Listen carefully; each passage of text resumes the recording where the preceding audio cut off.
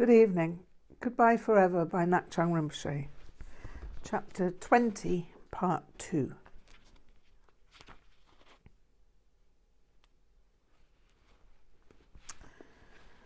Then now Shine sitting, Düd'jom Rinpoche concluded, and we all sat in silence. I do not know how long we sat, but it did not seem longer than 10 minutes. At the end of that period of time, Düd'jom Rinpoche chanted a short passage of Tibetan in which he was joined by Ngak'chang Rinpoche and Sereng. I had not known the chant, and so I sat in silence. Shine and Latong later teaching, Düd'jom Rinpoche smiled, then pointed to my notebook again, indicating that I should read another passage. Shunryu Suzuki. Life is like stepping onto a boat which is about to sail out to sea and sink. Oh yeah, Düd'jom Rinpoche laughed again, but to India flying. Somehow this seemed extremely funny, and I laughed. Ngak'chang Rinpoche and the translator laughed as well. Then Düd'jom Rinpoche continued, Anyway, birth happens, then death follows. This always knowing. We must all be knowing. It is good that you write this. Are you often reading? Yes, Rinpoche, I wrote these quotations down so that I could remind myself of what I should be doing. There are no Vajrayana teachers in Britain, and so I have had to do whatever I could to gain experience. Düd'jom Rinpoche looked sad for a moment and commented to the effect that I had not met with friends. I didn't understand at first, but then it became clear that he was referring to the Western Buddhists in MacLeod Ganj and Bodha. To clarify that I was understanding correctly, I gave some short account of my communication difficulties with Western Buddhists in the East, to which he nodded and said, These not needing. These always coming and going, first serious, then forgetting. Like this, not needing. But also friends losing, and music playing. This also losing. I replied that I had indeed lost my two best friends who were excellent musicians, and he asked, So now no music playing possible? Not much, Rinpoche. I do play alone, but it is not the same, and anyway I'm not that good a musician. Yeah, Rinpoche sighed. Always you must music playing. You must know, good and not good, only subjectivity. There is no meaning to these ideas for a yogi. Use simple keeping. Chogyam doing what Chogyam doing. Other people this and that saying, only nonsense coming. Too many people ideas having and judgments making. You judgments not needing from others. You only my judgment listening. Then no problems coming. Now more reading possible? Yes, Rinpoche. Shunryu Suzuki. When something dies is the greatest teaching. I also added, when someone dies, as that was a statement personal to me. Yeah, then we know reality, Düd'jom Rinpoche sighed, but evidently not for himself. You have death knowing since young. This has great meaning, very great meaning. This not merely intellectual understanding. It is important. Death very sad. Death also very normal. Everyone born must be also dying. Everyone dying must be rebirth taking. We all dying, we all rebirth taking. countless times. What is important is awareness keeping. Awareness keeping through bardos. Awareness into next life taking. I had indeed known death from an early age. I never attended a wedding as a child, but I had attended a series of funerals. My father was 50 years old when I was born and was the youngest of his family. I saw my grandparents die when I was quite young. They were followed by uncles and aunts. I felt somehow comforted by the fact that Düd'jom Rinpoche seemed to know my entire life simply by looking at me. I wondered how much detail he knew, but felt it would be impolite to ask. Did he know about Alice, Annalie, Lindy? Did he know about my naked journey to the crossroads to meet Papa Legba? I construed that he probably did, and wondered what on earth he'd make of all that. Then I caught Rinpoche's nod, motioning me to read another quotation. Shunryu Suzuki. In the meditation posture, mind and body have great power to accept things as they are, whether agreeable or disagreeable. Düd'jom Rinpoche nodded, and his expression expressed that this was self-evident. Shunryu Suzuki. If you understand real practice, all other activities are meditation.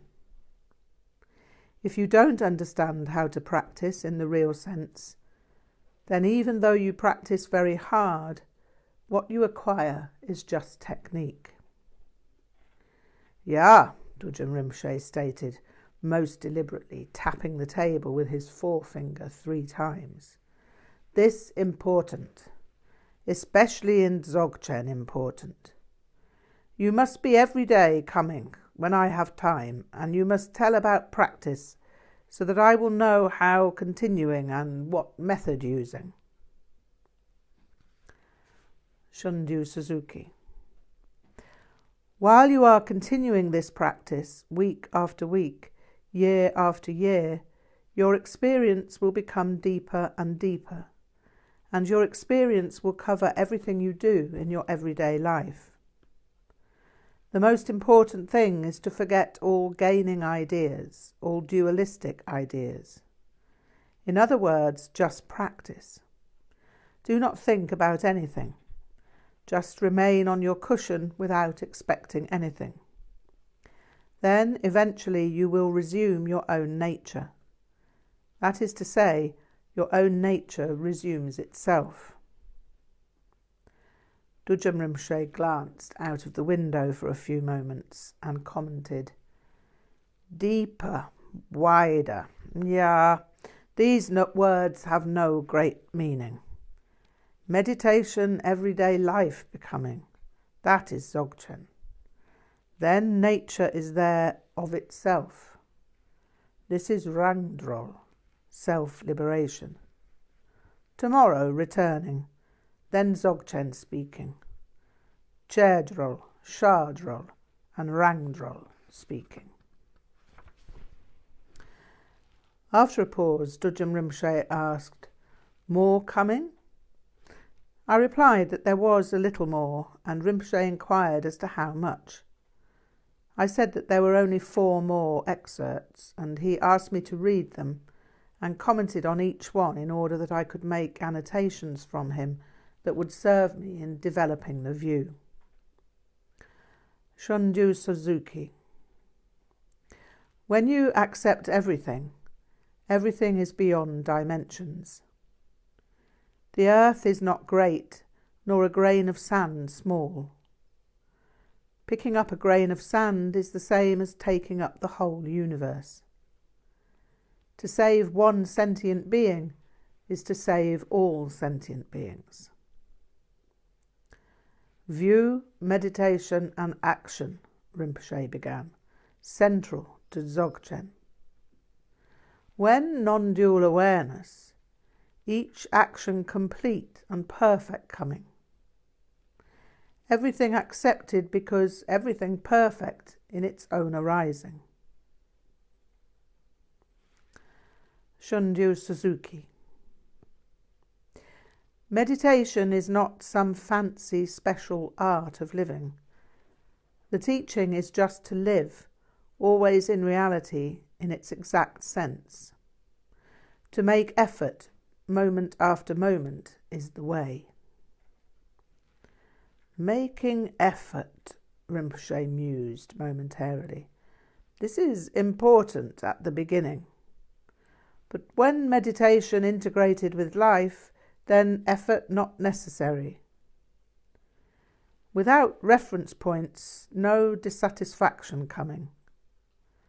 Free from referentiality, anxiety is unnecessary and relaxing possible.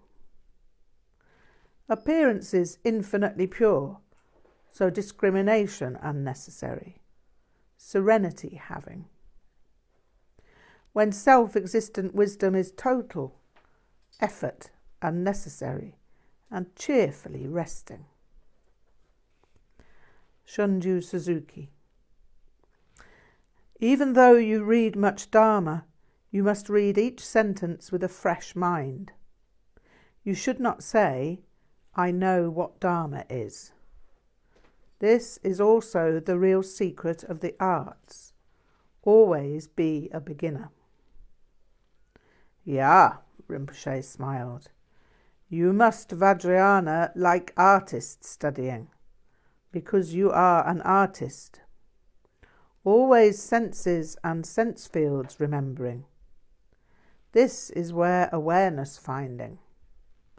There, resting, nowhere further going necessary, nothing seeking necessary.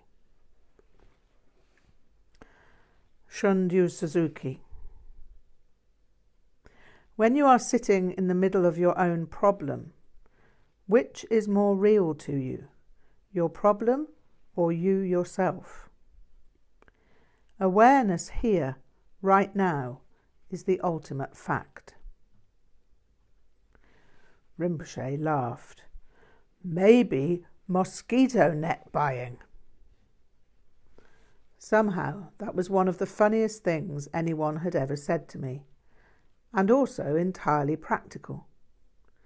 I had been suffering from the mosquitoes in Boda, but had no idea that mosquito nets were available there. The statement was also directly related to the quote from Shunryu Suzuki, but in a way that was both entirely down to earth and indescribably mysterious. It probably reflects a great deal about my state of mind when I was with Düd'jom Rinpoche, because at face value there is nothing remarkable about what he said. It was just the way he tied in a piece of pertinent practical advice with the quote from Shunryu Suzuki and concluded our discussion on a hilarious note at the same time. After a few days had passed, Düd'jom Rinpoche spoke of Rigpa and asked me to transcribe everything in my own words in order that it could be translated back to him, in order to check my understandings. This is my teaching to you on Dzogchen and the nature of vision. The vision of Dzogchen sees reality as it actually is. Reality inseparable from the nature of mind, the natural state, where there are no distinctions, demarcations, or discriminations. This awareness is Rigpa, naked presence of awareness in each point instant. We cannot express this awareness in words, and there is nothing with which to compare it in terms of description. It is not the mundane condition of emotional turmoil and conflicted thoughts, but neither is it the emptiness that is the cessation known as nirvana. Rigpa cannot be assembled, constructed, or developed. It cannot be interrupted, discontinued, or extinguished. One is never separate from Rigpa, nor does dualistic derangement disturb the non-dual state. In terms of Rigpa, it is impossible to say that we are existent in the moment, but neither can we say that we are non-existent. Rigpa is neither infinite nor temporary. It cannot be established through specifics such as experiences or activities. It is the original face of non-duality, which is beginninglessly pure, all-pervasive and all-pervaded. The unobstructed luminosity of non-duality and the entire spectrum of experience, whether deranged or liberated, is as the sun and its rays. Non-dual emptiness is undivided from non-dual form. Therefore, everyone and everything everywhere has the intrinsic nature of non-dual awareness, the spontaneously arisen universe of pure qualities. Recognition of the presence of Rigpa as the primordial natural ground of being gives innate cognizance of the three spheres of being as the intrinsic awareness of the union of luminosity and emptiness. This is the vision of Dzogchen. I always found Düd'jom Rinpoche to be poetic, a work of art in himself. There was grace in every movement and gesture, a sonorous lilt to his voice. He had light-heartedness in which great seriousness resided, a solemnity that oscillated with mirth. His surroundings were always simple, yet perfect, and he was obviously, always, the master of circumstances. I went to see him almost every day, and he explained many aspects of the Nyingma tradition. I had no idea how unusual this was at the time, but I did know I was extremely fortunate. He possessed a sense of utter conviction as to where I needed to go, and he was never wrong.